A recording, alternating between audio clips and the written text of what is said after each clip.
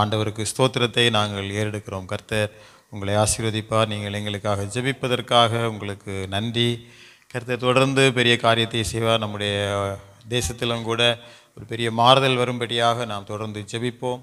ஒரு பெரிய ஆசீர்வாதம் வரும்படியாக ஜெபிப்போம். அநேக விதத்திலும் கூட இந்த நாட்களிலும் கூட ஊழியங்களுக்கும் பலவிதமான பிற்போக்கு சிந்தனைகள் இவைகளினால் தேசம் ஒரு விதமான அடிமை தனத்திற்குள்ளாக சென்று கொண்டிருக்கிறது.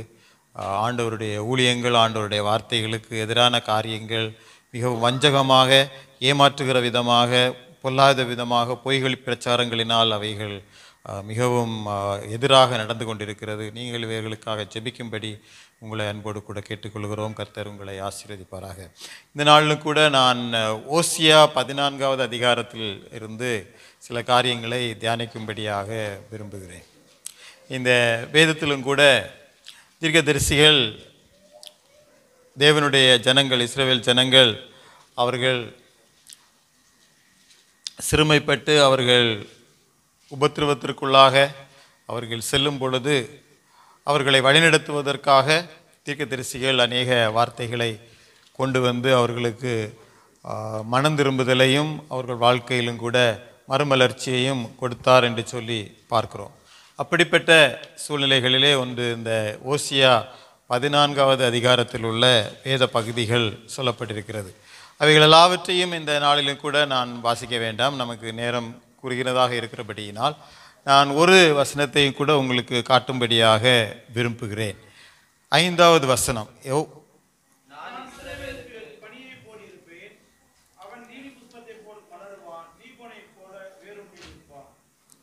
நான் இஸ்ரவேலுக்கு பனியை போல் இருப்பேன், அவன் லீலி புஷ்பத்தை போல் மலருவான், லீபனோனை போல வேரூன்றி நிற்பான் என்று சொல்லப்படுகிறது. ஆண்டவர் இந்த காரியம் நம்ம பார்க்குறோம். நம்ம ஊர்களில் பார்த்துருக்கோம். இங்கே தான் நமக்கு செடி வைக்கிறது கஷ்டம் இல்லையா? ஊரில் எல்லாருமே நம்ம வீடுகளில் செடி வச்சுருப்போம் இல்லையா? அது எங்களுக்கு சென்னையில் கூட பெரிய அளவில் நான் நம்ம ஊர்களில் இருக்கிறவங்களுக்கு, எஸ்பெஷலி கிராமங்களில் வீட்டு முன்னாடி வீட்டு பின்னாடி தோட்டங்கள், இந்த செடிகள் இல்லாத வீடுகளே இருக்காது. எல்லாருமே எஸ்பெஷலி ஒரு வீடை நீங்கள் போய் பார்த்து அந்த வீட்டில் நல்ல பெண்கள் ஆக்டிவாக இருக்கிறாங்க, நல்ல இதாக இருக்கிறாங்க, பெண்கள் வசிக்கிறாங்கன்னு சொன்னாலே இந்த பூக்கள் வீடை சுற்றி இருக்கிறத நம்ம பார்க்க முடியும் இல்லை? அது ஒரு அடையாளம். அப்போது ஆண்டவர் தேவனுடைய பிள்ளைகளுக்கு அது எப்படின்னா, அந்த கால நேரத்தில் பார்த்தாச்சுன்னா தெரியும். அது ஒரு பனி காலத்தில் பார்த்திங்கன்னா அப்படி ஒரு பனி, அந்த பனியிலிருந்து அந்த காலத்தில் நிறைய பூக்கள் வருகிறதாக இருக்கிறது. அப்போது ஆண்டவர் என்ன சொல்கிறாருன்னு சொன்னாச்சுன்னா, நாம் இந்த பூக்களை போல மலரும்படியாக நமக்கு அவர் ஒரு பனியை போல ஒரு சூழ்நிலையை ஏற்படுத்தி கொடுக்கிறார் என்று சொல்லப்படுகிறது. அதான் இந்த அதிகாரத்தினுடைய மையப்பொருள். ஆண்டவர் இந்த பூ மலருகிறது என்று சொன்னால், இந்த பூ நிறைய காரியங்களை நம்ம வாழ்க்கையில் காட்டுகிறது. ஒரு காலையில் பூ வருது, நம்ம காலையில் தோட்டத்தில் பார்க்கும்போது பூ வருது. அந்த பூவை பார்த்தோடனே நமக்கு ஏதோ ஒரு புதிதான ஒரு காரியம் அன்னைக்கு நம்ம வாழ்க்கையில் ஒரு உந்துதலை நமக்கு கொடுக்கிறதாக இருக்கிறது. ஒரு காலையாகிவிட்டது, நேரம் விடிந்து விட்டது, ஏதோ காரியம் இந்த நாளிலே நடக்கப் போகிறது என்றதான ஒரு எதிர்பார்ப்பை நமக்குள்ளே அந்த நாள் உண்டாக்குகிறதாக இருக்கிறது. இதெல்லாம் பூக்களிலிருந்து வருகிறதான ஒரு காரியம். அது மட்டுமல்ல, பூ ஒரு மனத்தை நம்முடைய வாழ்க்கையிலே கொடுக்கிறதாக இருக்கிறது. ஆண்டவர் இதை ஒரு உறுதி என்று சொன்னால், இது இப்படி உங்கள் வாழ்க்கையில் நான் செய்வேன் என்று வாக்கு தத்தத்துக்கும் மற்ற காரியங்களுக்கும் உலகத்தில் நம்ம நிறைய காரியங்கள் கேட்குறோம். அவைகளெல்லாம் பார்த்திங்கன்னு சொன்னாச்சுன்னா சாதாரண செய்திகளாக இருக்கிறது, இல்லாவிட்டால் அறிக்கைகளாக இருக்கிறது.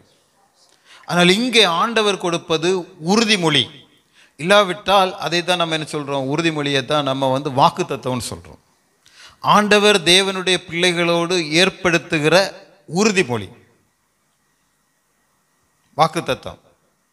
நான் இஸ்ரவேலுக்கு பனியை போல் இருப்பேன். இந்த நாட்கள் ஆவிக்குரிய விதத்திலே இந்த இஸ்ரவேலிலே வறட்சியான நாட்கள் என்று சொல்லி நாம் அறிந்து கொள்கிறோம். இந்த ஓசியா தீர்க்கதரிசியின் நாட்கள். ஜனங்கள் பலவிதமான கஷ்டத்திற்கு நேராக கடந்து செல்கிறது. தேவனை விட்டு தூரமாக செல்கிறதான நிலைமை. பலவிதமான எதிரிகள் அவர்கள் தேவனை விட்டு தூரமாக சென்றபடியினால் அவர்களை பிடித்து அவர்களை சிறையாக்குகிறதான நேரங்கள். இப்படிப்பட்டதான நேரங்களிலே ஆண்டவர் வாக்குத்தத்தம் கொடுக்கிறார். நான் பனியை போல் இருப்பேன். ஹல்லேலூயா. ஆண்டவர் பனி. காரணம் என்ன என்று சொன்னால், இந்த ஜனங்கள் மேல் ஆண்டவர் ஒரு ஒரு உடன்படிக்கையை வைத்திருந்தார். இஸ்ரவேல் ஜனங்களுக்கு ஆண்டவர் உடன்படிக்கையை வைத்திருக்கிறார். அவர்கள் உடன்படிக்கையின் ஜனங்கள். ஆபிரகாமுக்கு ஆண்டவர் வாக்குத்தத்தம் பண்ணினார். அந்த வாக்குத்தத்தத்தை அவர் உடன்படிக்கையாக அவர் நிறைவேற்றினார். ஆகவே இந்த காரியங்கள் உடன்படிக்கையை நமக்கு ஞாபகப்படுத்துகிறது. நாம் இந்த நாட்டில் இப்படி எல்லாருமே ஒரு பாலைவனம் தான். ஆனால் நம்ம பார்த்திங்கன்னு சொன்னாச்சுன்னா, இங்கே இவ்வளவு ஒரு ஒரு ஒரு ஆசிரியர் இத்தனை பேர் ஊர்லேருந்து நம்ம வேலை செய்து இந்த நாட்டில் நம்ம பிழைச்சி அவங்க பிழைச்சி ஒரு செழிப்பாக இருக்குது அப்படின்னு சொன்னாச்சுன்னா, ஒரு காரணம் என்னன்னு சொன்னாச்சுன்னா, இங்கே கூட ஆண்டவருடைய ஒரு உடன்படிக்கை இருக்கிறது. ஆண்டவர் ஆசீர்வதிப்பேன் என்று சொன்னார். அந்த சந்ததியை ஆசீர்வதிப்பேன் என்று சொன்னார்.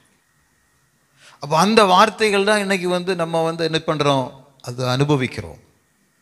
அது போல தான் இது ஆண்டவரிடத்திலிருந்து ஆரம்பிக்கிறதான ஒன்று, ஒரு உறுதிமொழி, ஒரு உடன்படிக்கை.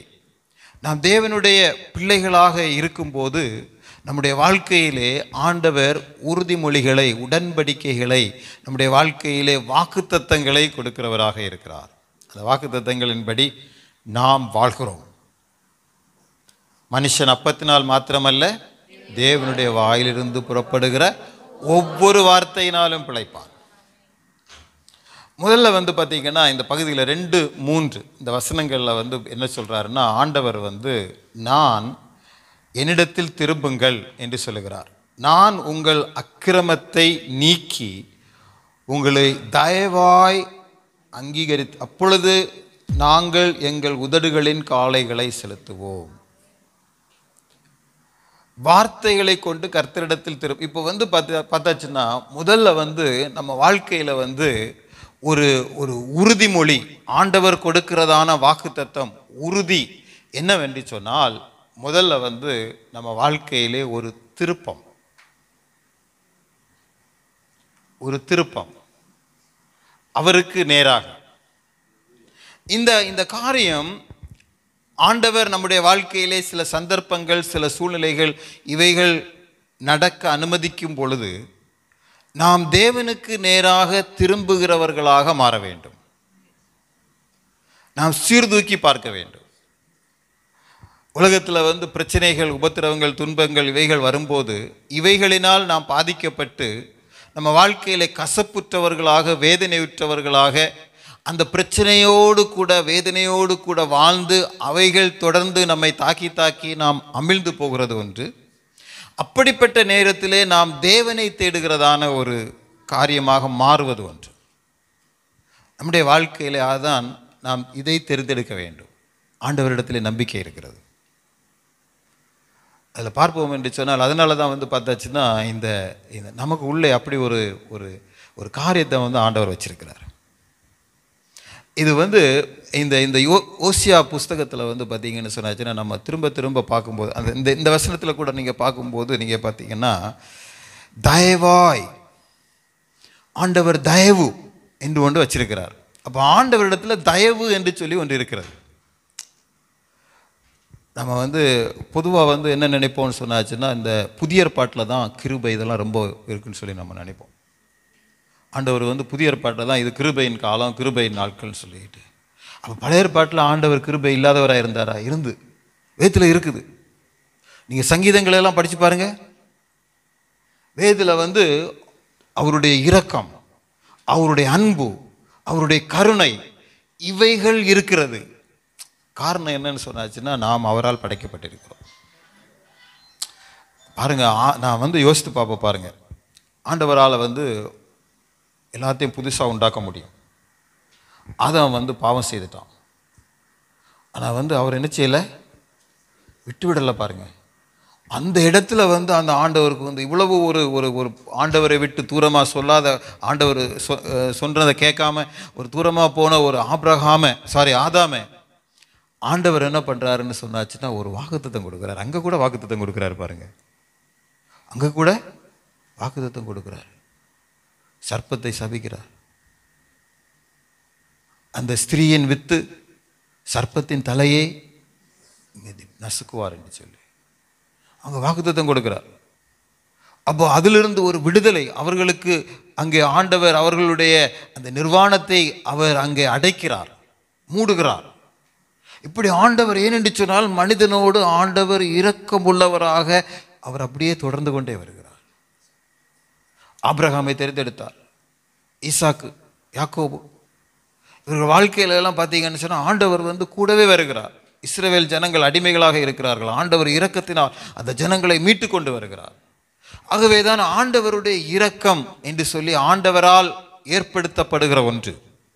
நம்ம எல்லாருக்கும் நேராக ஆண்டவர் அந்த இரக்கத்தை அவர் நீட்டுகிறார், அவர் காட்டுகிறார். அதான் வந்து அதனால தான் தேவனுடைய பிள்ளைகளுக்கு ஒரு நம்பிக்கை இருக்கிறது.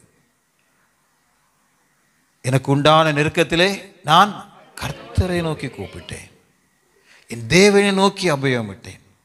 அப்போ நம்ம இந்த நேரத்தில் வந்து எப்படின்னு சொன்னாச்சுன்னா எப்பொழுதுமே நாம் அவரிடத்தில் செல்ல முடியும் என்ற ஒரு உறுதி நமக்குள்ளே இருக்கிறது. ஆண்டவர் இந்த கரத்தை அவர் நீட்டி நமக்காக வைத்திருக்கிறார். அவர் நம்ம வந்து இந்த இளைய குமாரன் மூத்த குமாரன் கதை வேதத்தில் ஆண்டவர் சொன்ன ஓமை இது பார்த்தாச்சுன்னு சொன்னாச்சுன்னா நம்ம வந்து இதை கேட்கும்போது எந்த பெரிய ஒரு ஆளுக்கும், எந்த ஒரு பெரிய விஞ்ஞானிக்கும், எந்த ஒரு பெரிய படித்தவருக்கும் வந்து பார்த்தீங்கன்னு சொன்னாச்சுன்னா மனசில் வந்து ஏதோ ஒன்று ஆண்டவர் நம்ம அதை தொடர்பு படுத்தி கொள்ள முடிகிறது. நான் இந்த ஓமையை வந்து என்னுடைய பையனுக்கு வந்து சொல்லிக் கொடுக்கும் போது சின்னதில் வந்து இந்த பார்த்து அவன் வந்து திரும்பி வருவான் பார்த்தீங்களா, அந்த இளையகுமாரன் இந்த காரியத்தை சொல்ல ஆரம்பித்தோடனே அவன் அமைதியாயிடுவான், அப்படியே அமைதியாயிடுவான். ஏன்னா அவன் கேட்பான். ஏன்னா இது ஏதோ நம்ம உள்ளத்திலே உணர வேண்டிய ஒன்று. இது வார்த்தையினால் மட்டுமல்ல, உள்ளத்திலே உணர வேண்டிய ஒன்று. அவன் திரும்பி வந்து ஆண்டவரே, பரத்திற்கு விரோதமாக உமக்கு விரோதமாக தகப்பனே நான் பாவம் செய்து விட்டேன், உம்முடைய குமாரன் என்று சொல்லப்படுவதற்கு நான் பாத்திரன் அல்ல, உம்முடைய வேலைக்காரனாக. அவர் என்ன பண்ணுகிறார், ஓடி போய் அவனை முத்தமிட்டு அவனுடைய அழுக்கெல்லாத்தை களைந்து புதிய வஸ்திரத்தை கொடுத்து அவனுக்கு மோதிரத்தை கொடுத்து அவனுக்காக பெரிய ஒரு ஆயத்தத்தை பண்ணி எல்லாரையும் கூப்பிட்டு பெரிய கொண்டாட்டத்தை ஏற்படுத்தினார். காரணம் என்ன என்று சொன்னால் நாம் தேவனுடைய பிள்ளைகள். நாம் தேவனுடைய பிள்ளைகளாக இருப்பதனால் பிதாவானவர் நம்மேல் பாராட்டின அன்பு எவ்வளவு பெரிதென்று பாருங்கள் என்று சொல்லி வேதம் சொல்லுகிறது. இது வந்து நம்முடைய வாழ்க்கையிலே எல்லாருக்கும் நம்ம இதில் உறுதியாக இருக்கணும். நான் ஆண்டவரால் அன்பு கூறப்பட்டிருக்கிறேன், நான் ஆண்டவரால் அன்பு இதுதான் நம்மை தேவனோடு இணைக்கும் ஒரு பகுதியாக காணப்படுகிறது, தேவனோடு இணைக்கிறது. இந்த அன்பு இந்த உலகத்தில் உள்ள வேறு எந்த விதமான மார்க்கங்களிலும் இல்லை, எந்த விதமான கோட்பாடுகளிலும் இல்லை. இதன் உச்சத்தை நாம் இந்த உலகத்திலே பார்ப்பது நம்முடைய குடும்பங்களிலே, பெற்றோர், இப்படிப்பட்டதான காரியங்கள். ஆனால் தேவன் மனிதன் மேல் அன்பு கூறுகிறார், தேவன் மனிதனை நேசிக்கிறார். ஆகவேதான் நம்முடைய எல்லாவித பாவங்களையும் அவர் மன்னிக்கும்படியாக அவர் வாக்குத்தத்தம் பண்ணியிருக்கிறார். ஆகவேதான் முழுமையுமாக வர வேண்டும் ஆண்டவரிடத்தில், முழுமையுமாக. இதை எத்தனை முறை சொன்னாலும் எத்தனை முறை கேட்டாலும் நம்ம வாழ்க்கையில் வந்து சலிக்காது. தேவனிடத்தில் வந்து என்ன பண்ணணும், மன்னிப்பு கேட்கணும். விழுந்து போனோமா, மன்னிப்பு கேட்கணும். ஆண்டவரிடத்தில் மன்னிப்பு கேட்கணும். ஆண்டவரிடத்தில் நம்ம திரும்பி வரணும். இன்றைக்கி வந்து நமக்கு வந்து பத்தாச்சுன்னு சொன்னாச்சுன்னா உலகத்தில் வந்து ஒரு காரியத்தை வந்து நம்ம ஒரு தப்பை இன்னொருத்தர்கிட்ட நம்ம சொல்கிறதுக்கே பயமாக இருக்குது. ஏன்னா அவங்க பெருசாக்கிடுவாங்களோ. இல்லை இல்லை வந்து ஒருத்தர்கிட்ட வந்து நம்ம ஒரு தப்பு பண்ணி அதையும் மன்னிப்பு கேட்டாச்சுன்னா அவர் மன்னிப்பாரா என்று சொல்லி அநேகர் வந்து இந்த உலகத்தில் சொல்கிறது என்னென்னு சொன்னாச்சுன்னா, நான் மன்னிப்பேன் ஆனால் மறக்க மாட்டேன். ஒருத்தர் வந்து ஞானஸ்நானம் எடுக்க போனாராம். ஞானஸ்நானம் எடுக்கும்போது பாஸ்டர் வந்து ஞானஸ்நானம் கொடுக்கணும். அப்போ வந்து மூழ்கி ஞானஸ்நானம் தொட்டியில் இறங்கியாச்சு. இறங்கிட்டு பாஸ்டர் ஞானஸ்நானம் கொடுக்கணும். இவர் வந்து சொன்னாலும் சரி எல்லாம் கொடுத்து கை மாத்திரம் முக்க மாட்டேன். என்ன கையை முக்க மாட்டேன், என்ன பிரச்சனைன்னு சொல்லி கேட்டாச்சுன்னு சொன்னால், இல்லை வந்து எனக்கு கையில் வந்து ஒரு வேலை இருக்குன்னு. என்ன வேலைன்னு சொல்லிட்டு என்ன ஒருத்தர் அடித்தான், அவனை திருப்பி கொடுத்துட்டு வந்துட்டு கைக்கு தனியாக பேப்டிஷன் எடுக்கிறேன். அப்போ வந்து பார்த்தீங்கன்னு சொன்னாச்சுன்னா அவருக்கு என்ன இல்லை, மன்னிப்பதற்கு விருப்பம் இல்லை. ஆனால் ஆண்டவர் அப்படியே இல்லை, முழுமையுமாக நம்மை மன்னித்தார். அவரிடத்தில் செல்லும் பொழுது முழுமையுமாக மன்னித்தார். ஆகவே இந்த மன்னிப்பின் மேல் நாம் நிற்கிறவர்களாக இருக்க வேண்டும். இதன் மேல் நம்முடைய வாழ்க்கை, கிறிஸ்தவ வாழ்க்கை இதில் தான் ஆரம்பிச்சது. ஆண்டவர் நம்மை முற்றிலுமாக மன்னித்து விட்டார். இதை நாம் தெரியாதவர்களாக அநேக வேளைகளிலும் கூட நம்ம என்ன பண்ணுறோம், நம்ம வந்து பழையவைகளை நினைத்து கொண்டிருக்கிறோம். சாத்தான் வந்து இதை நமக்கு ஞாபகப்படுத்துவான். ஆனால் ஆண்டவர் மன்னிப்பின் உறுதியை நமக்கு கொடுக்கிறார். 1 யோவான் 1 அதிகாரம் 9 வசனத்திலும் கூட சொல்லப்படுகிறது, ஆண்டவர் முழுமையுமாக 1 யோவான்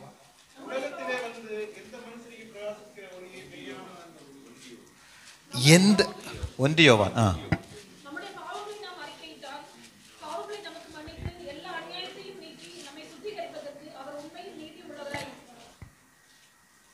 ஃபெய்த்ஃபுல் அண்ட் ரைச்சியஸ்னஸ். அதாவது இந்த வசனங்கள் வந்து நம்ம இந்த கம்யூனியன் டைமில் எல்லாம் வந்து சர்ச்சுகளில் வந்து சொல்லுவாங்க பாருங்கள், நம்முடைய பாவங்களை நாம் அறிக்கையிட்டால். அப்போ அறிக்கை இடுதல் என்றதான ஒன்று, நாம் தேவனிடத்தில் அறிக்கை இடுகிறவர்களாக காணப்பட வேண்டும். ஆண்டவரிடத்தில் நம்முடைய பாவங்களை அப்படி என்ன செய்ய வேண்டும், அறிக்கையிடும். அப்போ அறிக்கை இடும் பொழுது ஆண்டவர் மன்னித்து எல்லா அநியாயத்தையும் நீக்கி நம்மை சுத்திகரிப்பதற்கு அவர் உண்மையும் நீதியும் உள்ளவராக இருக்கிறார். அப்படி என்று சொன்னால் இதனுடைய முழுமையான அர்த்தம் என்று சொன்னால் அவர் மட்டுமே இந்த உண்மையும் நீதியும் உள்ளவராக இருக்கிறார். நம்மிடத்தில் அன்பு கூர்ந்து பாவங்களற நம்மை கழுவி சுத்திகரித்து பிதாவாகிய தேவனுக்கு முன்பாக ராஜாக்களும் ஆசாரியர்களுமாக நிறுத்தினார். நம்ம இதுக்கு மேலே தான் நிற்கிறோம். தேவனுடைய பிள்ளைகள் இந்த அடிப்படையில் தான் நிற்கிறோம். நிறைய பார்த்தீங்கன்னா சர்ச்சில் பிரச்சனை அது இதுன்னு வந்து சொல்லுவாங்க. விசுவாசிகளுக்குள்ள பிரச்சனை, குடும்பத்திற்குள்ள பிரச்சனை. காரணம் என்ன என்று சொன்னால், நாம் இந்த மன்னிப்பு என்றதான ஒன்று, தேவன் மன்னிப்பினால் நம்முடைய வாழ்க்கையை ஆரம்பித்தார். ஆகவே நாம் தேவனிடத்தில் அனைவரும் மன்னிப்பை பெற முடியும். யாருமே ஆண்டவர் என்ன பண்ணுவதில்லை, தடுப்பதில்லை. நாம் தேவனுடைய மன்னிப்பை முழுமையுமாக பெற முடியும், நாம் அதை அனுபவிக்க முடியும். ரெண்டாவதாக பார்க்கும் பொழுது 14வது அதிகாரம், இந்த ஓசியா 14வது அதிகாரம் 4வது வசனம், சீர்கேட்டை குணமாக்குவேன், அவர்களை மனப்பூர்வமாய் சிநேகிப்பேன், என் கோபம் அவர்களை விட்டு. பார்த்தீங்களா அப்படின்னு சொன்னாச்சுன்னா, ஆண்டவருடைய கோபம்னு ஒன்று இருக்குது, அப்படிதானே? நம் நேசிக்கப்படாமல் இருக்கிற சூழ்நிலைகள் இருக்கிறது, வியாதிகள் இருக்கிறது. ஆண்டவர் என்ன பண்றாரு, குணமாக்குவார்.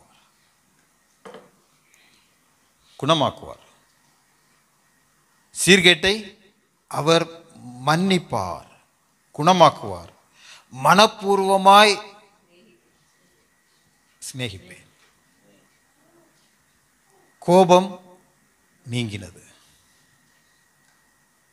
ஆண்டவருடைய இது வந்து எதை குறிக்கிறது என்று சொன்னால், ஒரு புதுப்பிக்கப்பட்ட, இல்லாவிட்டால் நம்மை திரும்ப கட்டுதல், திரும்ப நம்மை ஏற்றுக்கொள்ளுதல். நம்ம வாழ்க்கையை வந்து பார்த்தாச்சுன்னு சொன்னாச்சுன்னா திரும்பவும் நம்மை உருவாக்குதல்.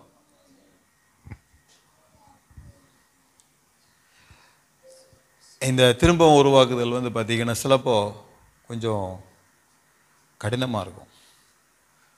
எனக்கு வந்து ஒரு சகோதரன், ஒரு நண்பர் உண்டு ஊழியத்தில். நாங்கள் போவோம், இப்போ சுவிசேஷத்தை ஒருத்தருக்கு சொல்லுவோம், ஒருக்கா சொல்லுவோம், கேட்க மாட்டார். திரும்பவும் பழைய வாழ்க்கை தான் வாழ்வார். 2 தடவை சொல்லுவோம், 3 தடவை சொல்லுவோம். பிரதர், இந்த ஆள் வந்து லிஸ்ட்டில் இல்லாத ஆள்.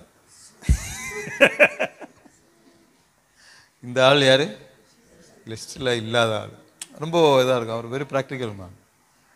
ஏன்னா வேதத்தில் சொல்லியிருக்குல்ல, நித்திய ஜீவனுக்கு என்று நியமிக்கப்பட்டவர்கள். அப்போ இந்த ஆள் வந்து லிஸ்ட்டில், அதனால் போயிடுவோம். அதாவது இந்த லிஸ்ட்டு வந்து நம்மகிட்ட இருந்தால் பிரச்சனை இல்லை, நமக்கு தெரியும். இப்போ லிஸ்ட்டு ஆண்டவர்கிட்ட இருக்கு, அதான் பிரச்சனை. அப்படி லிஸ்ட்டு ஒன்று இருக்குது, யார்கிட்ட இருக்குது? அவர்கிட்ட இருக்குது. நம்மகிட்ட இருந்தால் பிரச்சனை இல்லை. லிஸ்ட்டை பார்த்து நம்ம கரெக்டாக மாலா சிஸ்டர் கரெக்டாக போய் சுவிசேஷம் சொல்லலாம். யார் லிஸ்ட்டை வச்சு தேடி தேடி இப்போ கேம்புக்கு போகிறோன்னா லிஸ்ட்டை வச்சு என்ன பண்ணலாம்? யாருக்கு பேர் இந்த லிஸ்ட்டில் இருக்கு? ஹலோ, இந்த பேர் யார்? நீங்கள் ஓகே வாருங்க, நீங்கள் ஆண்டவரை பற்றி அவர்கிட்ட சொல்லி அவர் வந்துடுவார். அடுத்தது வந்து லிஸ்ட்டில் இல்லாதெல்லாம் ஒதுக்கி தள்ளிடலாம். இதுதான் பிரச்சனை நமக்கு. நம்ம லிஸ்ட்டில் உள்ளவங்களுக்கும் சொல்ல வேண்டியிருக்கு, லிஸ்ட்டில் இல்லாதவங்களுக்கும் சொல்ல வேண்டியிருக்கு.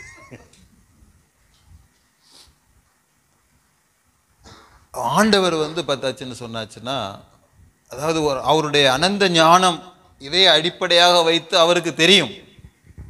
ஆனால் அதே வேளையிலும் கூட நாம் யாருமே அவருடைய இந்த லிஸ்டிலேயோ அவருடைய கரிசனையிலேயோ இல்லாதவர்கள் அல்ல. சில வேளைகளில் நாம் இதை நன்றாக அறிந்து கொள்ள வேண்டும். எந்த மனுஷனையும் பிரகாசிப்பிக்கிற ஒளி, எல்லாரையும் அவர் நிச்சய முடியும், பிரகாசிக்க பண்ண முடியும். ஆகவேதான் நாம் சோர்வடையாமல் என்ன செய்ய வேண்டும்? இதை நாம் செய்ய வேண்டும். ஆண்டவர் வந்து அதனால தான் எல்லாரையும், அவர் எல்லாருக்கும் அவர் இதை செய்கிறவராக இருக்கிறார். நம்முடைய வாழ்க்கையிலும் கூட இந்த உலகத்திலே நமக்கு பலவிதமான பிரச்சனைகள் வரலாம். உலகத்தில் வந்து நமக்கு தெரியாமல், இல்லாவிட்டால் நம்முடைய முரட்டாட்டத்தினால், நம்முடைய கவனக்குறைவினால் நாம் சில வேளைகளிலும் கூட சிக்கல மாட்டிக்கிடலாம்.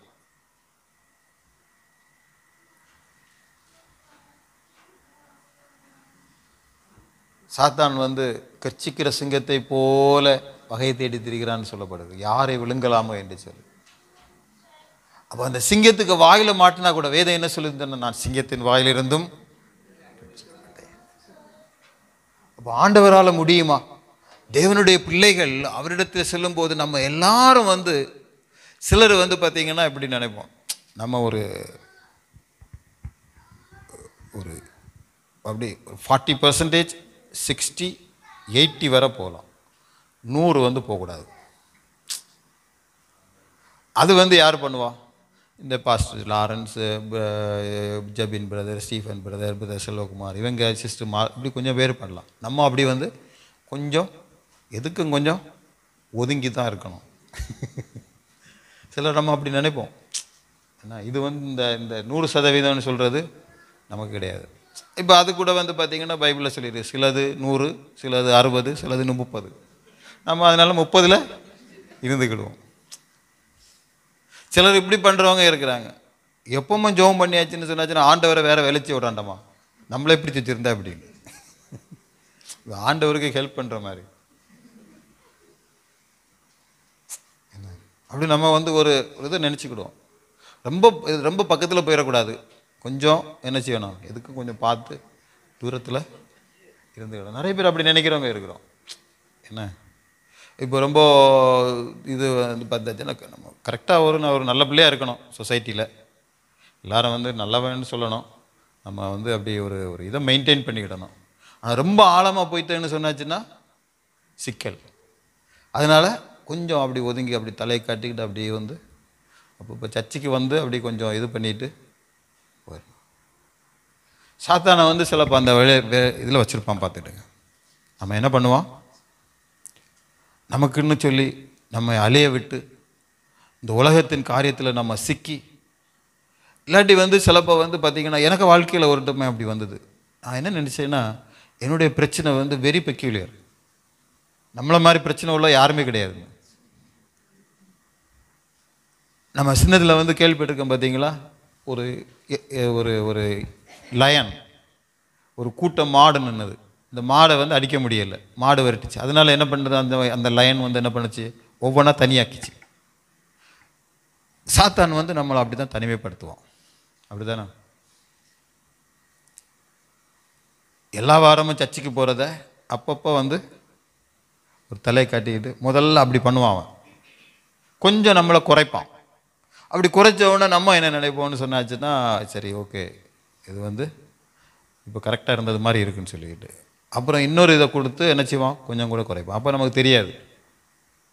அதனால தான் நம்ம வந்து கொஞ்சம் ஆண்டவரை நோக்கி கொஞ்சம் பக்கத்தில் வர்றதுக்கு, ஆண்டவர் பக்கத்தில் வர்றதுக்கு, ஆண்டவருடைய கரத்தை தேடுவதற்கு, அவருடைய உதவியை தேடுவதற்கு நாம் மறந்து விடுகிறோம். சாத்தான் நம்முடைய வாழ்க்கையை இப்படி சிதைக்கிறவனாக காணப்படுகிறான். ஆனால் ஆண்டவர் நம்மை பழைய நிலைமைக்கு கொண்டு வருகிறார். ஆண்டவருடைய பிரச்சனை வரும் பொழுது எப்படி என்று சொன்னால், நம்ம வந்து வாழ்க்கை கட்டுறோம், சாத்தான் நம்மளை கீழே போட்டான். ஆனால் ஆண்டவர் வந்து என்ன பண்ணுறாருன்னா, திரும்பவும் வந்து ஒரே நேரத்தில் வந்து பழைய நிறுத்தி கொண்டு வந்துடுறாரு. இதுதான் ரெஸ்டோரேஷன். அப்படிதானே? இதான் நம்ம வாழ்க்கையை வந்து புதுப்பிக்கிறது. அப்போ ஆண்டவர் வந்து இதை வந்து நம்ம வாழ்க்கையில் வந்து ஒரு வாக்குத்தத்தமாக கொடுக்கிறார். நம்ம வாழ்க்கையை குணமாக்கி நம்மை புதுப்பிக்கிறார், பழைய நிலைமைக்கு நம்மை கொண்டு வருகிறவராக இருக்கிறார். இளையகுமாரன் அவன் என்ன நினச்சான், ஒரு வேலைக்காரன மாதிரி வந்து அப்படியே சாப்பிட்டுட்டு இது பண்ணிடலாம் இந்த வீட்டில் வந்து. ஏன்னா அவனுக்கு சாப்பாடு, பசி, உடையெல்லாம் பிரச்சனை. அவன் வேலை செய்தாச்சுன்னா காசு கிடைக்கும், இது போதும்னு நினச்சான். என்ன நம்ம வந்து உலகத்தின் பார்வையில் வந்து அது கரெக்டு தான். ஆனால் அந்த தகப்பனுக்கு உள்ளாக there is something going on. எப்படி இருந்தாலும் அவன் இந்த தகப்பனுக்கு மகன். அது ஒரு நாள் மாறாது. நாம் ஆண்டவரால் படைக்கப்பட்டிருக்கிறோம். நாம் யாருமே அதற்கு குறைவானவர்கள் அல்ல. தேவனுடைய பிள்ளைகள் என்று சொல்லும்படி அதிகாரத்தை கொடுக்கிறார் என்று சொல்லி யோவான் எழுதின சுவிசேஷம் 1ஆம் அதிகாரத்தில் சொல்லப்படுது. தேவனுடைய பிள்ளைகளாகும்படி அதிகாரத்தை கொடுக்கிறார். இன்னொரு இடத்துல வல்லமை கொடுக்கிறார் என்று சொல்லலாம். அப்போ தேவனுடைய பிள்ளைகள் ஆகும்படி அவர் என்ன பண்ணுகிறார், அதிகாரத்தை கொடுக்கிறார். எல்லாருமே, நம்ம எல்லாருமே தேவனுடைய பிள்ளை, யாருமே குறைந்தவர்கள் அல்ல. அதற்கு தேவனுடைய பிள்ளைகள் என்று சொன்னால் அவருடைய முழு அதிகாரத்தையும் உடையவர்கள். ஆகவேதான் இந்த இந்த காரியத்தை நம்முடைய வாழ்க்கையை புதுப்பிக்கும்படியாக உங்களுக்கு தெரியுமா, என்னுடைய எல்டர் பிரதர், ஃபஸ்ட்டு என்னுடைய முதல் சகோதரன், அவர் வந்து வட இந்தியாவிலே இப்போ அங்கே தான் இருக்குது, மத்திய பிரதேசத்தில் இருக்கிறார் ஊழியம். இப்போ இவங்க வந்து அந்த காலத்தில் வாலிப டைமில் வந்து ட்ரைனிங், அந்த மிஷினரி ஃபீல்டுக்கு அனுப்புறதுக்கு முன்னாடி ட்ரைனிங் கொடுப்பாங்க.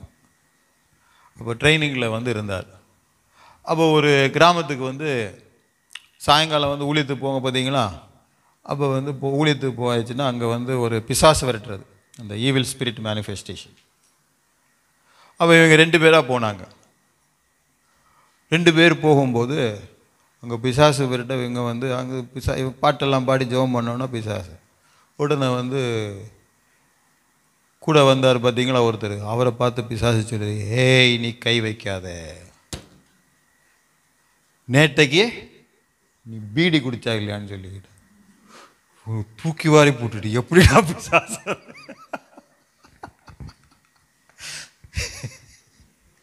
பிசாசு என்ன சொல்லுது, எப்படிடா இவர் கூட வந்திருக்கவரு கூட தெரியாது. இந்த பிசாசு வந்து என்ன சொல்லுது, நம்ம பீடி குடிச்சதை பார்த்துட்டு வந்து இங்கே பப்ளிக்கில் அடிச்சு விடுதுன்னு சொல்லிக்கிட்டு. இதான் சாத்தான். சாத்தான் என்ன பண்ணுவான் தெரியுமா, இந்த மாதிரி வந்து நம்மளை, நீ அப்படி இருந்தா உன்னை பற்றி தெரியாதா, நம்ம வாழ்க்கையை பற்றி அப்படி வந்து என்ன பண்ணுவான்? நம்மை கேவலப்படுத்துவது. வேதம் சொல்லுகிறது, இஸ் அக்யூசர் ஆஃப் பிரதரன், சகோதரர்களை குற்றப்படுத்துகிறவன். அப்போ இவங்க யோசித்தாங்க, இன்றைக்கி இது சரிப்படாது, திரும்பிடுவோன்னு சொல்லிக்கிட்டு திரும்பி வந்துட்டு 2 பேருமே ஜெபம் பண்ணி உபவாசம் இருந்து ஜெபம் பண்ணிக்கிட்டு மறுநாள் போனாங்க. மறுநாள் போகும்போது சொன்னாங்க, ஆமாம் அது பிசாசு அது மாதிரி. ஏய் மறந்துட்டா? ஆமாம் கரெக்டு தான். ஆனால் நாங்கள் இயேசுவின் இரத்தத்தினால் நாங்கள் சுத்திகரிக்கப்பட்டிருக்கிறோம். பரிசுத்த அந்த இயேசுவின் இரத்தம், அதை கேட்ட உடனே பிசாசு ஓடிவிட்டது. இதான் நம்முடைய வாழ்க்கையிலும் கூட. அப்போ தேவன் நம்மை முழுமையாக ஏற்றுக்கொள்கிறார் அவரிடத்தில் செல்வதற்கு. அப்போ நம்ம முழுமையாக நாம் அவரிடத்திலே அர்ப்பணிக்க வேண்டும். எந்த நிலைமையில் இருந்தாலும் நம்ம அதை பண்ணணுமா இதை பண்ணணுமா அப்படி நம்ம யோசித்துக்கிட்டு இருப்போம். சாத்தான் பார்த்தீங்கன்னா நம்ம என்ன கொடுத்தாலும் அவன் நிறுத்த மாட்டான். என்ன கொடுத்தாலும் நிறுத்த மாட்டான். அவன் திரும்ப சொல்லிக்கிட்டே தான் இருப்பான். அதை நிறுத்தணும்னா ஒரே வழி இயேசு கிறிஸ்துவின் இரத்தம், ஆண்டவருடைய. இதைத்தான் ஆண்டவர் இந்த உறவை நமக்காக ஏற்படுத்தினார். இயேசு கிறிஸ்து இரத்தத்தினால் நமக்கு ஒரு உறவு உண்டாயிருக்கிறது. நாம் மீட்டெடுக்கப்பட்டிருக்கிறோம், தேவனால் ஆசீர்வதிக்கப்பட்டிருக்கிறோம், நாம் சேர்க்கப்பட்டிருக்கிறோம் என்றதான ஒரு நிலைமையை ஆண்டவர் கொடுக்கிறார். ஆண்டவர் அதோடு கூட நம்முடைய வாழ்க்கைக்கு ஆசீர்வாதத்தை அவர் வாக்குத்தத்தம் பண்ணியிருக்கிறார். உறுதி, ஆசீர்வாதத்தின் உறுதி. சிலப்போ பார்த்தீங்கன்னா நம்ம தற்காலிகமாக உலகத்தின் பார்வைக்கு பார்க்கும்போது நாம் தேவனால் தெரிந்து கொள்ளப்பட்ட பிள்ளைகள், தேவனுக்கென்று சொல்லி ஊழியம் செய்கிறவர்கள், நம்முடைய தேவனுடைய காரியங்களிலே சபையின் காரியங்களிலே உண்மையாக இருக்கிறவர்கள், நாம் இந்த உலகத்தின் பார்வையிலேயே ஏதோ நாம் பலவீனப்பட்டவர்கள் போல உலகம் நம்மை பார்க்கலாம். இல்லாவிட்டால் நாம் ஏதோ இந்த உலகத்திலே நமக்கு வேற ஒன்றும் செய்ய தெரியாமல் இதை செய்யலாம் என்று சொல்லி நினைக்கலாம். அப்படி அல்ல. நாம் நம்முடைய வாழ்க்கையை நாம் நிறுத்தி பார்க்கும் பொழுது, நம்முடைய வாழ்க்கையிலே நாம் சிந்திக்கும் பொழுது, ஆண்டவருக்காக நாம் எழும்பி ஆண்டவருடைய பிள்ளைகளாக நம்முடைய வாழ்க்கையை அவருடைய வசனத்தின்படி கட்டப்பட்டு நாம் வாழ்ந்து கொண்டிருக்கும் பொழுது ஒரு ஆசீர்வாதம் நம்மை தொடர்ந்து கொண்டிருக்கிறது. இன்று அநேகர் உடனடியாக வேண்டும் என்று சொல்லி விரும்புகிறார். சில காரியங்களை ஆண்டவர் உடனடியாக செய்வார். அவைகளெல்லாம் உடனடி நன்மைகள்.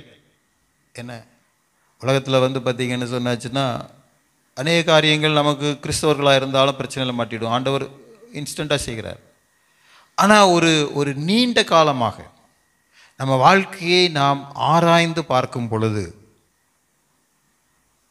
ஆண்டவர் அவருடைய பிள்ளைகளை நிச்சயமாக ஆசீர்வதிக்கிறார் என்று சொல்லி நாம் அறிந்து கொள்ள முடியும். நான் இந்த ஆரம்ப நாட்களில் இந்த வேதம், கிறிஸ்தவம், இந்த தேவனுடைய வசனங்கள், மனம் திரும்புதல், இப்படி இந்த காரியங்கள் தேவனுடைய காரியங்களுக்குள்ளாக என்னை ஊக்குவித்ததான ஒரு காரியம் என்னன்னு சொன்னாச்சுன்னா, நான் உட்காந்து பார்த்துருக்குறேன். ஒரு தலைமுறை 2 தலைமுறைக்கு முன்னாடி பைபிளை கையில் வச்சு ஒரு கிழிஞ்ச வேஷ்டி, ஒரு கிழிஞ்ச ஜிப்பா இதை போட்டு கொண்டு வீடு வீடாக போய் பிரசங்கம் பண்ணினவர்கள், மக்களுக்கு தேவனுடைய வார்த்தையை ஒருவேளை அவர்கள் படிக்காதவர்களாக இருந்திருக்கலாம், பெரிய அளவிலே இல்லை, பெரிய அளவிலே அவர்களுக்கு பதவி அந்தஸ்து இல்லாதவர்களாக இருந்தால். ஆனால் நான் ஒரு தலைமுறைக்கு அப்புறம் பார்க்குறேன், அவருடைய வாழ்க்கை நிச்சயமாக ஆசீர்வதிக்கப்பட்டிருக்கு. அப்போ நம்ம வாழ்க்கையில் இப்படி ஆண்டவருக்காக செய்யும் பொழுது, அதாவது தற்காலிகமான சில பிரச்சனைகள், உபத்திரவங்கள் வரலாம். ஆனால் நாம் அவைகளிலே ஆண்டவருக்கு உறுதியாக இருந்து ஆண்டவருடைய ராஜ்யத்தை தேடி அவருடைய காரியங்களை நாம் செய்து கொண்டிருக்கும் பொழுது, அவருக்காக வாழும் பொழுது ஆண்டவர் நிச்சயமாக ஆசீர்வதிக்கிறார். நிச்சயமாக ஆசீர்வதிக்கிறார். இதைத்தான் நாம் ஆசீர்வாதம் என்று சொல்லி இன்றைக்கு எடுத்த உடனே வந்து சில காரியங்கள் அவைகள் வந்து நன்மைகள் ஆண்டவர் கொடுக்கிறார். ஆனால் ஆசீர்வாதம் என்று சொல்லும் பொழுது ஒரு நீண்ட கால ஒரு ஆசீர்வாதம், நன்மைகள், நீண்ட கால செழிப்பு. இன்றைக்கு அநேகருக்கு இப்படி காத்திருப்பதற்கு விருப்பம் இல்லை. ஆண்டவருடைய சமூகத்திலே நாம் காத்திருக்க வேண்டும். ஆண்டவருடைய சமூகத்திலே பொறுமையோடு இந்த ஓட்டத்தை ஓட வேண்டும். தாங்கும் சக்தியை ஆண்டவரிடத்தில் பெற்றுக்கொண்டு இந்த உலகத்திலே ஆண்டவருடைய முகத்தை பார்த்து, அவருடைய கரத்தை பார்த்து நாம் ஓடுகிறவர்களாக காணப்பட வேண்டும். ஆண்டவர் நம்மை ஆசீர்வதிக்கிறார். ஆண்டவர் அவருடைய உண்மை என்றதான ஒன்றை அவர் வாக்குத்தத்தம் பண்ணியிருக்கிறார். 8வது வசனத்தில் சொல்லப்பட்டிருக்கிறது. அவருடைய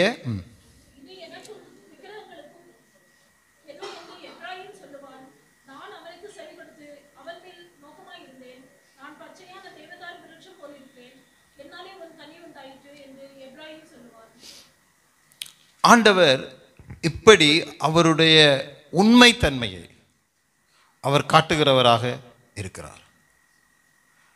யோவான் 15வது அதிகாரம் 5வது வசனத்திலும் கூட இப்படியாக பார்க்கிறோம். நீங்கள் என்னில் நிலைத்திருங்கள். நாம் அவருக்குள்ளே நிலைத்திருக்க வேண்டும். இந்த நிலைத்திருக்கிற அனுபவம், நிலைத்திருக்கிற அனுபவம். இப்போ அநேகருக்கு பார்த்தாச்சுன்னா காலையில் நம்ம வைக்கிறோம், சாயங்காலம் செடியில் வந்து கனி வரணும்னு சொல்லி. என்னுடைய ஒரு அண்ணனுடைய பையன் வந்து சின்ன பையனாக இருக்கும்போது, அப்போது தோட்டத்தில் வந்து செடியெல்லாம் வந்து வச்சுருந்தாங்க அவங்க அம்மா. அப்போ ஒன்று ஒன்றா பட்டுக்கிட்டு வருது. இவங்களுக்கு என்னென்னு புரியலை. என்னடா நம்ம செடியெல்லாம் பட்டுக்கிட்டு இருக்குது, அவங்களுக்கு புரியலை. ஒரு நாள் வந்து இவங்க வந்து பார்க்குறாங்க, அவன் பையன் என்ன பண்ணுறான்னா, சின்ன பையன், அப்போ வந்து ஒரு 4 வயசு இந்த மாதிரி இருக்கும். செடியெல்லாம் அப்படி பிடுங்கி பார்த்து வேறு போட்டிருக்கான்னு பார்த்துட்டு அப்படி வச்சுறான். அவன் அம்மா கஷ்டப்பட்டு செடி வைப்பாங்க, அவன் என்ன பண்ணுறான்னு எடுத்து வேறு போட்டிருக்கான்னு பார்த்துட்டு அப்படி வச்சுருவான். இல்லை நம்ம வாழ்க்கையில் நம்ம பார்க்குறோமா, அநேக வேலைகளில் நமக்கு வந்து பார்த்திங்கன்னு சொன்னாச்சுன்னா, இது வந்து இப்போ பார்த்திங்கன்னு சொன்னாச்சுன்னா சில இதுகள் இருக்குது. சிலர் வந்து இன்றைக்கி வந்து பார்த்திங்கன்னா இந்த ஆன்லைன் ட்ரேடிங், இந்த இதுகளெல்லாம் இருக்குது பார்த்திங்களா. இந்த ஆன்லைனில் நிறைய இதுகள் இருக்குது, ட்ரேடிங் இருக்குது, இன்வெஸ்ட்மெண்ட்ஸ் இருக்குது, நிறைய இருக்குது. ஆப்பை டவுன்லோடு பண்ணி பார்த்துட்டு வேலை பார்க்குற இடத்துல, படிக்கிற இடத்துல எல்லாம் வந்து பார்த்தா எப்போ பார்த்தாலும் அதே பார்த்துக்கிட்டு இருக்கிறான். இந்த கொரோனா டைமில் வந்து ரொம்ப பாதிக்கப்பட்டாங்க பாருங்கள். நிறைய பேர் பார்த்திங்கன்னு சொன்னாச்சுன்னா இருந்த சேவிங்ஸ் வச்சு எல்லா இடத்துலையும் கடனை வாங்கி, அதுக்கு இப்போ பேங்க்கில் இப்போ கூப்பிட்றான் லோன் வேணுமான்னு, ஏடு லோனுன்னு சொல்லிக்கிட்டு. எவ்வளோ இன்ட்ரெஸ்ட்டு? 16% இன்ட்ரெஸ்ட். ஏடு லோனா எடுத்து என்ன பண்ணுற, உடனே வந்து ஆன்லைனில் விடுறது. அந்த சைடு பின்னாடி இருந்து இன்னொருத்தன். நிறைய பேர் வந்து படித்தவங்க, இந்த ஐடியில் வேலை பார்க்குறவங்களே பெரிய பெரிய கடலில் மாட்டிக்கிட்டாங்க இந்த மாதிரி ஆன்லைனில்.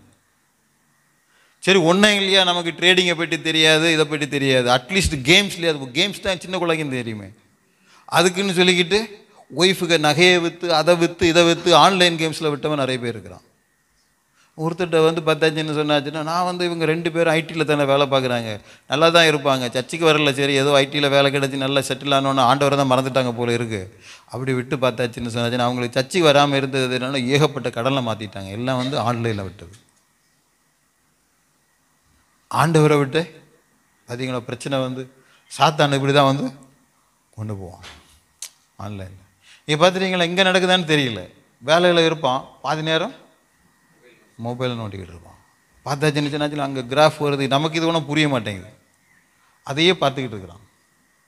திடீர்னு பார்த்தாச்சுன்னு சொன்னாச்சுன்னா நிறைய பேர் பெரிய பெரிய, இப்போது நீங்கள் பார்த்தீங்கன்னு சொன்னாச்சுன்னா போலீஸ் ஆஃபீஸர்ஸ், ஒரு இன்ஸ்பெக்டர் வந்து சூசைட் பண்ணிக்கிட்டார், ஏன்னா கடன் அப்படி மாட்டிக்கிட்டு. நம்மளுக்கு தெரியாமல் சாத்தானது. அப்போ இது வந்து இதெல்லாம் என்னது இல்லை, ஆசீர்வாதம் இல்லை.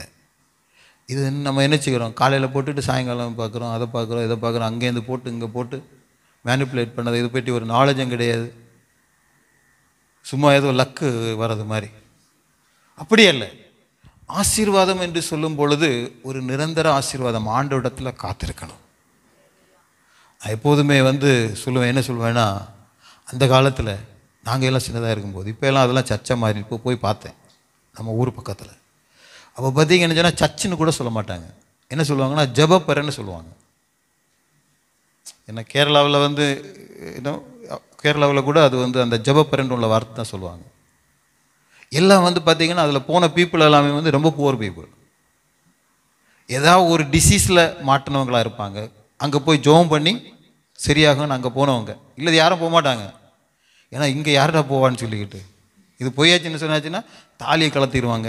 அதான் முதல்ல வந்து அதனால் போக மாட்டாங்க யாருமே.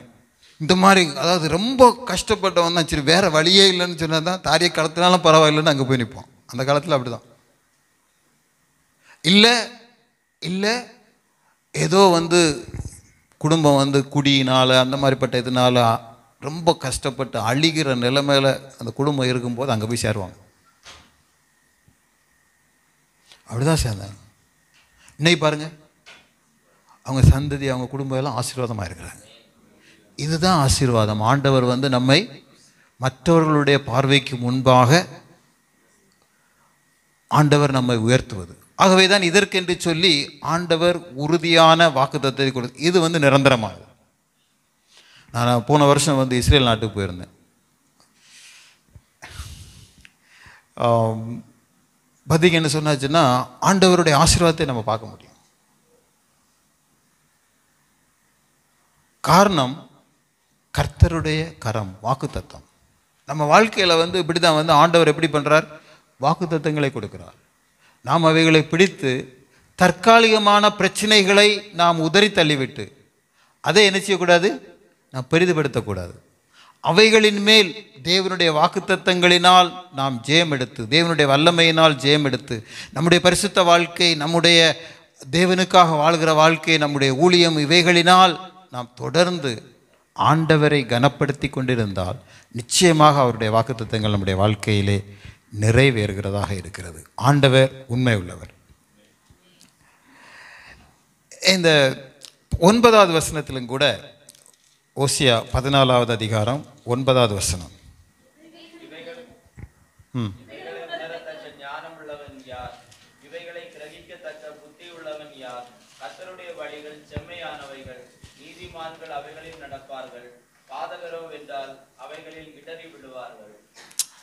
இப்போ பார்த்தீங்கன்னு சொன்னாச்சு இந்த காரியம் ஞானம், அப்புறம் உணர்வு. உணரத்தக்க ஞானம் உள்ளவன் யார், கிரகிக்கத்தக்க புத்தி உள்ளவன் யார். அப்போ இந்த கிரகிக்கப்பட்ட இதில் தான் நம்ம வந்து இந்த அண்டர்ஸ்டாண்டிங்னு சொல்லுவாங்க. நம்ம வந்து அதாவது பொதுவாக வந்து நம்ம மிஸ் அண்டர்ஸ்டாண்ட் பண்ணிட்டு அப்படி ஒரு வார்த்தை சொல்லுவோம் பார்த்தீங்களா. அதுக்கு வந்து தமிழில் வந்து இன்னொரு வார்த்தை உண்டு, விவேகம். மிஸ் அண்டர்ஸ்டாண்டிங் இல்லாமல் ப்ராப்பர் அண்டர்ஸ்டாண்டிங். ஒரு காரியத்தை வந்து ஒரு காரியத்தை வந்து சரியாக புரிந்து கொள்ளுதல். எதற்காக வந்து சொல்லப்பட்டிருக்கிறது அதை அறிந்து கொள்ளுதல். நம்ம சிலப்போ வந்து பார்த்திங்கன்னு சொன்னாச்சுன்னா நம்ம ஒன்று சொல்லுவோம், நார்மலாட்டே வந்து கான்வர்சேஷனில் வர்றது, புரிந்து கொள்ளுகிறவர் வேறு விதமாக புரிந்து கொள்வார். அதனால தான் அதுக்கு பேர் மிஸ் அண்டர்ஸ்டாண்டிங்னு பேர். என்ன இது வந்து இந்த காரியம் வந்து பார்த்திங்கன்னு சொன்னாச்சுன்னா நம்ம இப்போது சுவிசேஷத்தை கூட ஆண்டவருடைய ஞானம் இல்லாமல் இல்லாட்டை ஒரு வெளிப்பாடு இல்லாமல் உலக பிரகாரமாக பார்க்கும் பொழுது அநேகருக்கு வந்து புரியாது. அதான் அந்த அண்டர்ஸ்டாண்டிங். இப்போ வந்து இப்போ ஒரு உதாரணம் சொல்கிறேனே, இப்போ சிலர்கிட்ட வந்து போய் சொன்னாச்சுன்னா எப்படி நீங்கள் வந்து ஆண்டவர் வந்து சிலுவையில் வந்து இறந்தார், உங்கள் ஆண்டவர், அந்த ஆண்டவர் சிலுவையில் இறந்தார். அப்போ நீங்கள் வந்து பார்த்தீங்கன்னு சொன்னாச்சுன்னா அவர் ரத்தம் சிந்தினார். அப்போ இறந்ததுனால உங்களுக்கு அப்படி ஒரு இது கிடைக்கும், இறந்தது ஒரு தோல்வி தானே. உலகத்தில் வந்து அப்படி தான் பார்ப்பாங்க, அப்படி தானே. ஆனால் நமக்கு தான் தெரியும் அந்த இறந்ததினால் ஒரு வல்லமை நமக்கு கிடைக்கிறது, ஆண்டவரோடு ஒரு உறவு ஏற்படுத்தப்பட்டிருக்கிறது, அவருடைய உயிர்த்தெழுந்தலின் சாயல் நமக்குள்ளே இருக்கிறது. இதெல்லாம் புரிந்து கொள்ளுதல். உலக பிரகாரமாக பார்க்கும் பொழுது உங்கள் நண்பரிடத்திலேயோ ஆண்டவரை அறியாத நண்பர்களிடத்திலேயோ முதலாவது செல்லும்போது என்ன செய்யாது, முடியாது. அதனால தான் இதை சரியாக கிரகித்து கொள்ளக்கூடியவன் யார், ஞானம் உள்ளவன் யார்? இந்த புரிந்துணர்வு உறுதி இது பார்த்தீங்கன்னா எந்த ஒரு உறவுக்கும் நிச்சயமாக தேவை.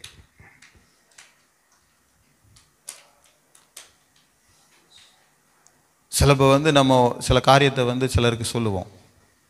நம்ம நம்முடைய முழு ஞானத்தையும் உபயோகப்படுத்தி, முழு நம்முடைய வெக்காபுலரி, நம்மளுக்கு தெரிந்த எல்லா வார்த்தைகளையும் உபயோகப்படுத்தி நம்ம சரியாக முழு ஒரு மனதோட நம்ம ஒருத்தருக்கு சொல்கிறோம்.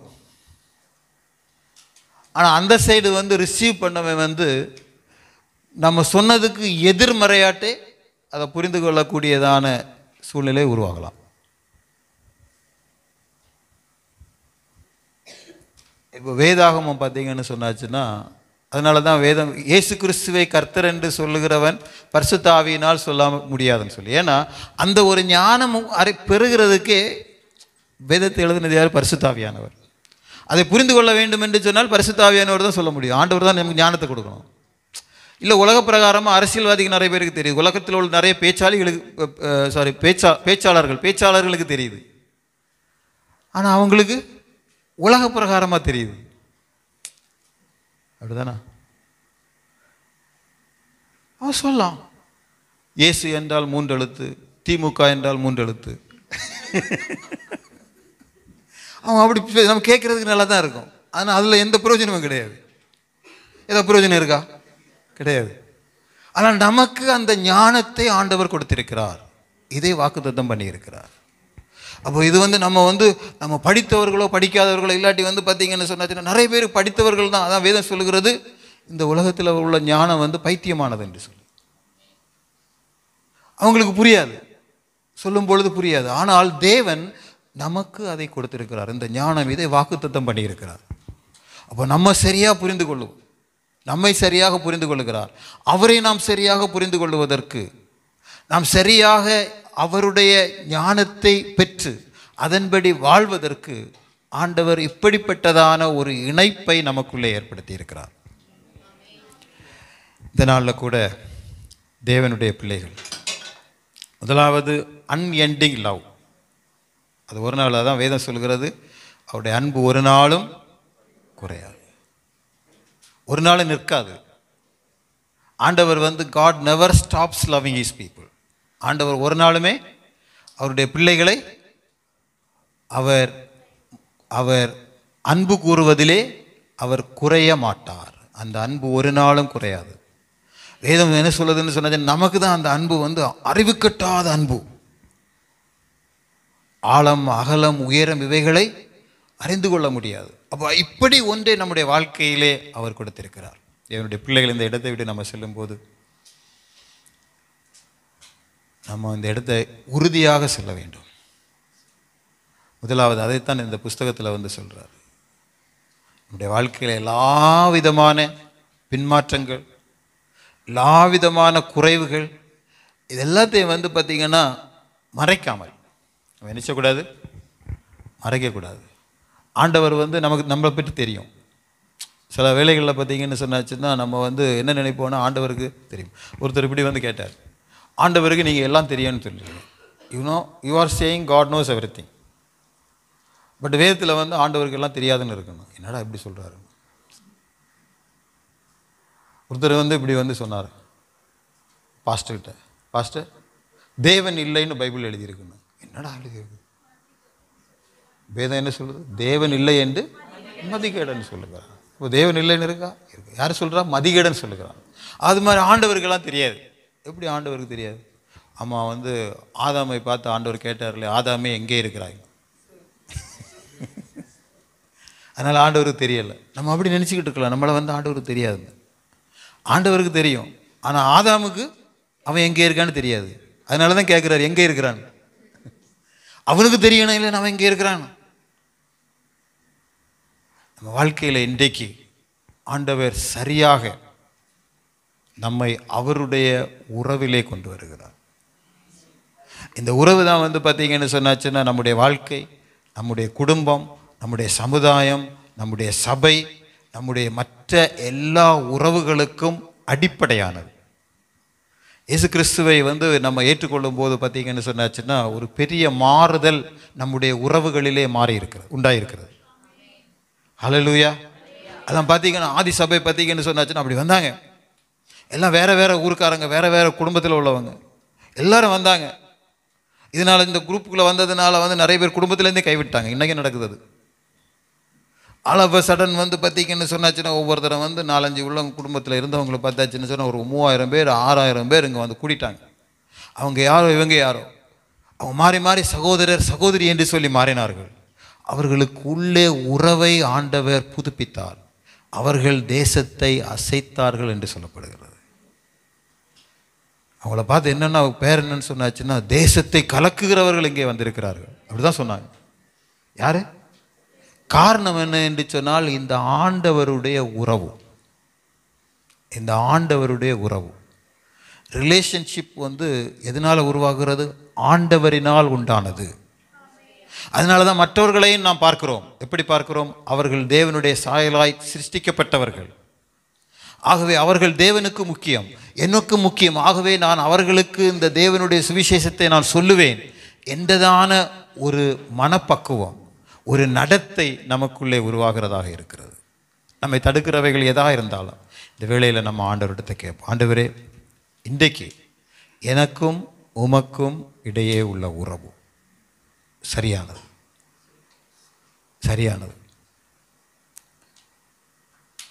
நாங்கள் எல்லாம் எப்படின்னு சொன்னாச்சுன்னா நமக்கு உலக பிரகாரமாக வந்து நமக்கு வந்து இருப்பாங்க, சொந்தக்காரங்க இருப்பாங்க.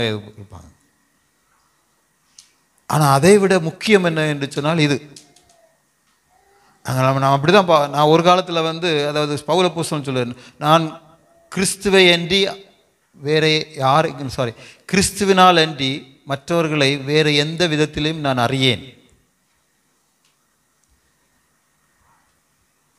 அப்போ வந்து ஏன்னு சொன்னாச்சுன்னா இந்த உறவு இங்கே மட்டும் இல்லை. சிஸ்டர் கஸ்தூரி, சிஸ்டர் மாலா, பாஸ்டர்ஸ் எல்லாரும் நம்ம எங்கே போகிறோம்? மற்றதெல்லாம் இங்கே நிற்கிது. ஆண்டவர் அறிந்திருந்தால் வருவாங்க. கரெக்டு தானே? அவர்களுக்கு ஆண்டவரை சொல்ல வேண்டியது நம்முடைய பொறுப்பு. ஆனால் இந்த உறவு கிறிஸ்துவுக்குள்ளான உறவு.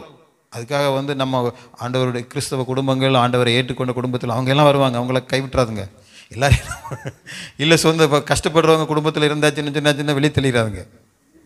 அவங்களெல்லாம் நம்ம என்ன சேர்த்து கொண்டு போக வேண்டும் பரலோகத்திற்கு. ஆனால் அந்த உறவு நிரந்தரமானது, நித்திய காலமான உறவு. அது நமக்கு உள்ளே பெறுகிறதா? அதை அப்போ ஏன்னு சொன்னால் இது கிறிஸ்துவினால் நமக்கு உண்டாகிறதாக இருக்குது. நம்ம எல்லாரும் எழும்பி ஜெபிப்போமா? ஹல்லேலூயா. ஸ்தோத்திரம் ஆண்டவரே, ஸ்தோத்திரிக்கிறோம் அப்பா, ஸ்தோத்திரிக்கிறோம் ஆண்டவரே. நன்றியோடு நாங்களுமே துதிக்கிறோம், எல்லாரும் வாய்களை திறந்து ஜெபிப்போம். ஹல்லேலூயா, ஹல்லேலூயா. உமக்கு ஸ்தோத்திரம் ஆண்டவரே, ஸ்தோத்திரம் அப்பா, உமக்கு ஸ்தோத்திரம் ஆண்டவரே. நாங்கள் இயேசு கிறிஸ்துவினால் மீட்கப்பட்டவர்கள், நாங்கள் இயேசு கிறிஸ்துவினால் கட்டப்பட்டவர்கள், நாங்கள் இயேசு கிறிஸ்துவினால் உருவாக்கப்பட்டவர்கள், இயேசு கிறிஸ்துவினால் இணைக்கப்பட்டவர்கள். ஹல்லேலூயா. உமக்கு ஸ்தோத்திரம் ஆண்டவரே. ஸ்தோத்திரிக்கிறோம் கர்த்தாவே. ஹல்லேலூயா. உமக்கு ஸ்தோத்திர கர்த்தாவே, உமக்கு ஸ்தோத்திரம் கர்த்தாவே. ஆண்டவரே, உமக்கு நன்றி செலுத்துகிறோம் கர்த்தாவே. உம்முடைய அன்பு எங்களுக்குள்ளே ஊற்றப்படட்டும் இந்த மத்தியான வேளையிலும் கூட கர்த்தாவே. ஆண்டவரே, உமக்கு ஸ்தோத்திரம் அப்பா, ஸ்தோத்திரிக்கிறோம். இந்த அன்பினால் கர்த்தாவே நாங்கள் உம்மோடு கட்டப்படுகிறோம் ஆண்டவரே. ஹல்லேலூயா. உமக்கு ஸ்தோத்திரம். இந்த அன்பினால் நாங்கள் வளர்க்கப்படுகிறோம் ஆண்டவரே. ஹல்லேலூயா. உமக்கு ஸ்தோத்திரம் ஆண்டவரே. ஸ்தோத்திரிக்கிறோம் ஆண்டவரே. நன்றி ஆண்டவரே, உம்மை ஸ்தோத்திரிக்கிறோம் ஆண்டவரே. நன்றியோடு நாங்கள் உம்மை துதிக்கிறோம், ஸ்தோத்திரிக்கிறோம் அப்பா. ஆண்டவரே, உமக்கு ஸ்தோத்திரம் ஆண்டவரே. நன்றி செலுத்துகிறோம் கர்த்தாவே. ஆண்டவரே, உம்முடைய சுவிசேஷத்தினால் கர்த்தாவே, உம்முடைய அன்பினால் எங்கள் ஒவ்வொருவரையும் நீர் கர்த்தாவே ஆண்டவரை கட்டினபடியினால் உமக்கு ஸ்தோத்திரம். அந்த அந்த உறுதியினால் கர்த்தாவே எங்களை கர்த்தாவே ஆண்டவரே நீர் உறவு கொண்டபடியினால் உமக்கு நன்றி செலுத்துகிறோம் கர்த்தாவே. ஆண்டவரே உமக்கு ஸ்தோத்திரம் ஸ்தோத்திரம் ஸ்தோத்திரம் ஸ்தோத்திரம். நன்றியோடு நாங்கள் உம்மை துதிக்கிறோம், ஸ்தோத்திரிக்கிறோம் ஸ்தோத்திரிக்கிறோம் கர்த்தாவே. ஹல்லேலூயா. நன்றி நன்றி நன்றி ஆண்டவரே. நன்றியோடு நாங்கள் உம்மை துதிக்கிறோம் அப்பா.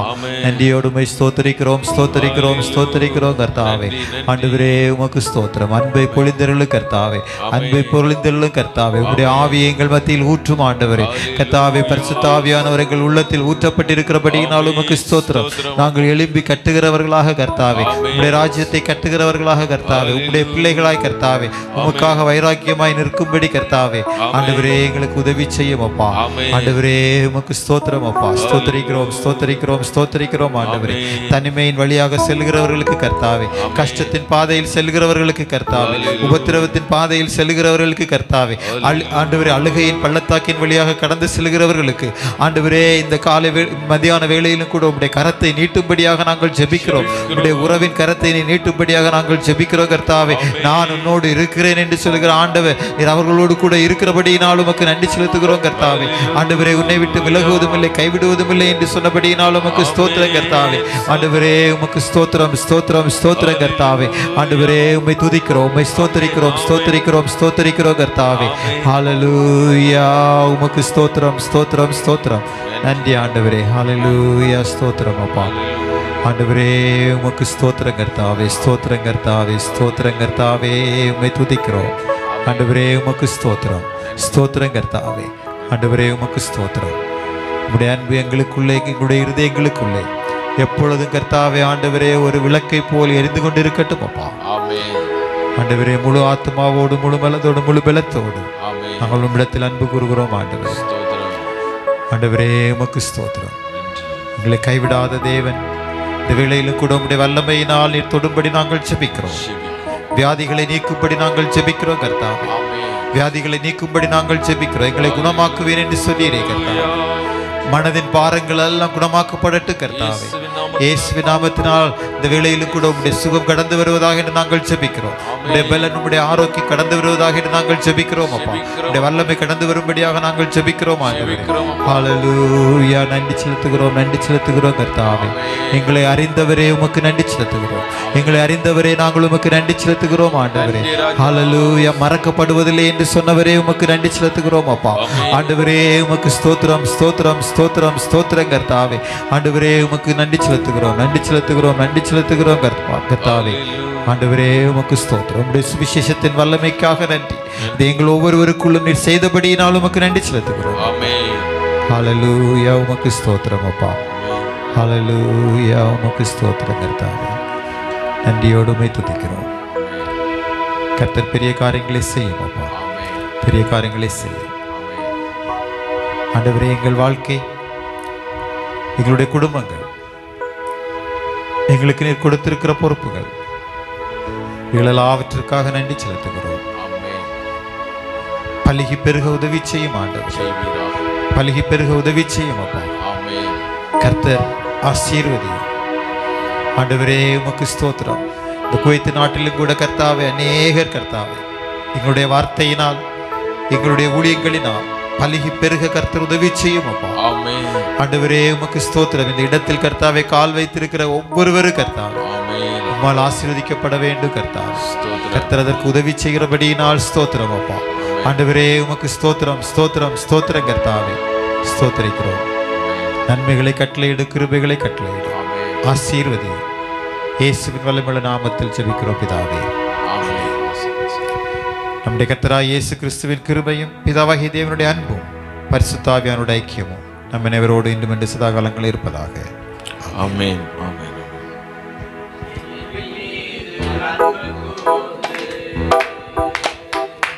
பலியானீர் சிலுவையிலே எனக்காய் இரத்தம் சிந்தி